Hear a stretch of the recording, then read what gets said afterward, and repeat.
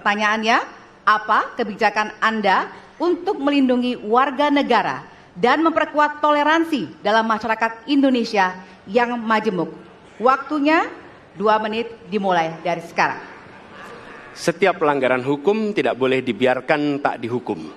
Karena apabila dibiarkan, dia akan menular dan dia akan dianggap sebagai sesuatu yang benar.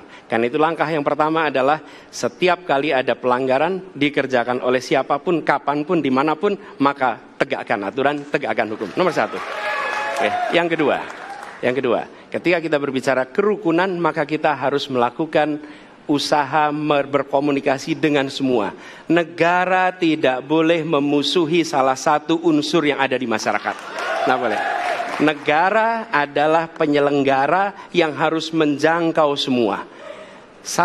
Kami mungkin tidak suka, mungkin tidak setuju dengan pikiran seseorang, tapi negara harus memberikan hak kepada dia untuk berbicara, termasuk untuk mengkritik. Sehingga ada ruang kebebasan kepada rakyat untuk menyampaikan pendapatnya. Jadi kita harus sadar, negara bukan mengatur pikiran, negara bukan mengatur perasaan, negara mengatur tindakan. Di situ kita atur. Dan bila melanggar, maka itu dilakukan tindakan penegakan hukum. Lalu ketika sampai kepada usaha untuk menjangkau semua, pasti komunikasi dilakukan. Tapi selalu saja ada peristiwa pelanggaran, ada peristiwa kekerasan, dan seringkali rakyat tak tahu kemana harus melaporkan. Dan ketika mereka berhadapan dengan pihak lain, seringkali mereka membutuhkan bantuan hukum. Karena mereka berhadapan dengan berbagai unsur yang ada di masyarakat. Karena itu kami merencanakan membuat sebuah program yang disebut sebagai online untuk pelayanan pengacara gratis. Jadi ini adalah online pelayanan gratis.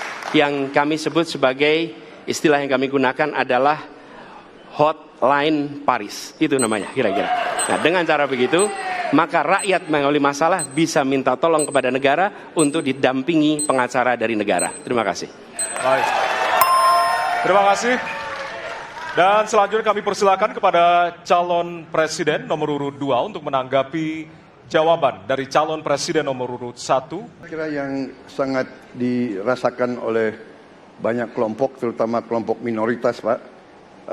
Saya ingin tanya bagaimana tanggapan Bapak tentang keluhan adanya kelompok-kelompok minoritas yang ingin membuat tempat ibadah tapi sangat sulit karena faktor-faktor yang dipersulit oleh birokrasi dan sebagainya.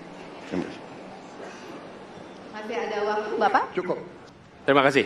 Pak Prabowo, perlu kami sampaikan bahwa ketika kami bertugas di Jakarta, maka ada begitu banyak izin-izin gereja yang mandek 30 tahun, 40 tahun, dan tuntas dibereskan. Oke?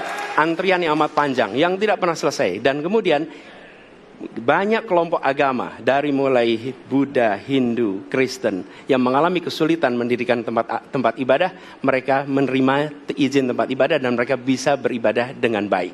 Dan kalau boleh saya laporkan, dalam sejarah Gubernur Jakarta, yang paling banyak memberikan izin rumah ibadah adalah Gubernur Anies Baswedan.